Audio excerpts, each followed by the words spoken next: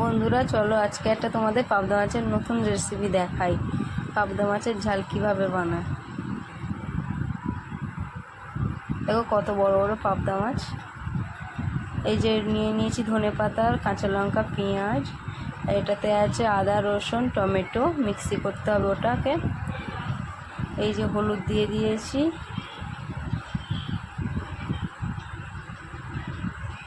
লবণ দিয়ে মাছটাকে ভালোভাবে মাখিয়ে নিতে হবে।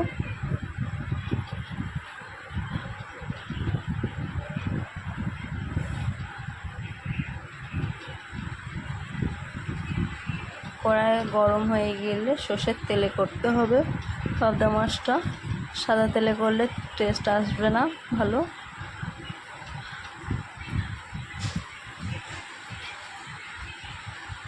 চলো তেলটা গরম হয়ে গিয়েছে।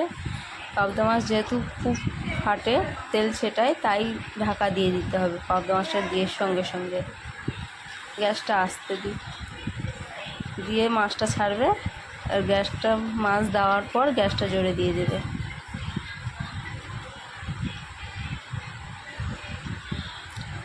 গ্যাস আস্তে দিয়ে তবে মাছ উল্টাবে, নাহলে তেল লাগবে গায়ে। এই যে দেখো এক পিঠ হয়ে গিয়েছে, এবার উল্টে দেব মাছটা।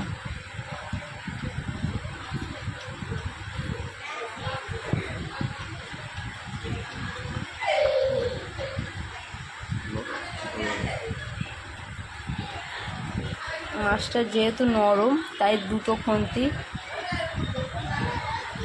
ব্যবহার করতে হবে উল্টানোর সময়। উল্টে দিয়ে এবার ঢাকাটা বন্ধ করে দিয়ে গ্যাসটা আবার জোরে দিয়ে দিতে হবে।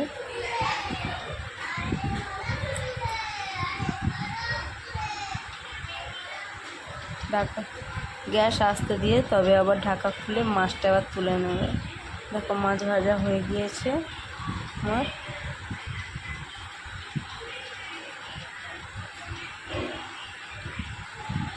দেখো মাছগুলো সব ভাজা হয়ে গিয়েছে।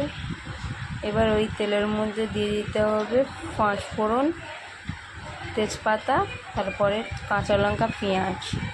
একটু নাড়াচাড়া করে দিয়ে দিতে হবে ওই যে মিক্সি করা ছিল আদা, রসুন, টমেটো, ওটা দিয়ে দিতে হবে। দিয়ে একটু নাড়াচাড়া করে দেখো কেমন তেল ছেড়ে গিয়েছে। এবার দিয়ে দেবে হলুদ,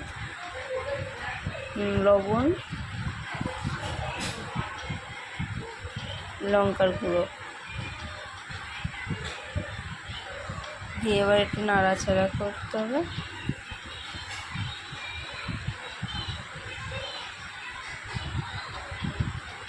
জলটা গরম করেই দেবে।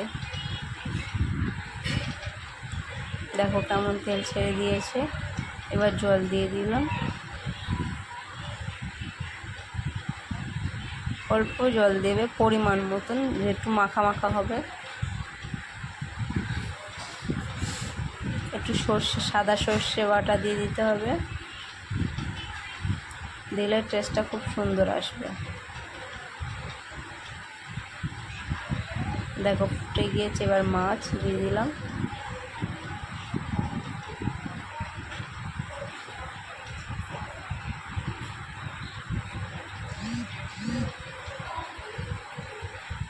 এবার ধনেপাতা কুচি একটু ছড়িয়ে দিয়ে এবার ঢাকা দিয়ে দাও। দিয়ে গ্যাসটা মিডিয়াম দিয়ে দিয়ে রেখে দাও 2 মিনিট। দেখো পাবদা মাছের ঝাল রেডি।